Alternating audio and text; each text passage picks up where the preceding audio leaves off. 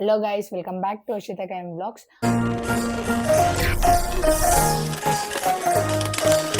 Guys, ಈಗ ಎಷ್ಟೊಂದು ಜನಕ್ಕೆ ಡೌಟ್ ಇರೋದು KCT ರಿಸಲ್ಟ್ ಯಾವಾಗ ಅಂತ. ಸೊ KCT ರಿಸಲ್ಟ್ ಬರೋಕ್ಕೆ ಇನ್ನೂ 1 ಮಂತ್ ಆಗುತ್ತೆ. ಫಸ್ಟು ಸೆಕೆಂಡ್ ಎಕ್ಸಾಮ್ ಆಗಬೇಕು, ಅದು May 13 ಎಂಡ್ ಆಗುತ್ತೆ. ಅದಾದಮೇಲೆ ಅದು ರಿಸಲ್ಟ್ ಬರಬೇಕು.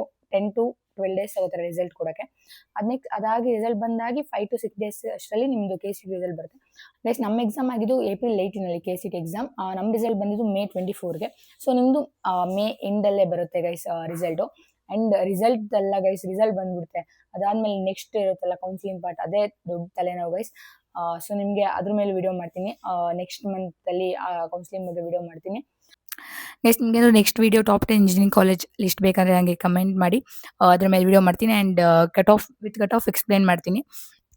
ಎಷ್ಟಿಂದ ಎಷ್ಟು ರ್ಯಾಂಕ್ ಇರಬೇಕು, ನೀವು ಟಾಪ್ 10 ಕಾಲೇಜಿಗೆ ಜಾಯ್ನ್ ಆಗಬೇಕು ಅಂತ ನಾನು ವಿಡಿಯೋದಲ್ಲಿ ಎಕ್ಸ್ಪ್ಲೈನ್ ಮಾಡ್ತೀನಿ. ಸೊ ಅಷ್ಟೇ ಗೈಸ್, ನಿಮಗೆ ವಿಡಿಯೋ ಇಷ್ಟ ಆಗಿದ್ರೆ ಲೈಕ್ ಮಾಡಿ, ಶೇರ್ ಮಾಡಿ ಹಾಗೂ ಸಬ್ಸ್ಕ್ರೈಬ್ ಮಾಡ್ಕೊಳ್ಳಿ. ಮುಂದೆ ನಿಮ್ಗೆ ಯಾವುದೇ ಥರ KCT ರಿಲೇಟೆಡ್ ವಿಡಿಯೋಸ್ ಬೇಕು ಅಂದರೂ ಕಮೆಂಟ್ ಮಾಡಿ guys. Okay guys, thank you for watching. Signing off, Arshita KN.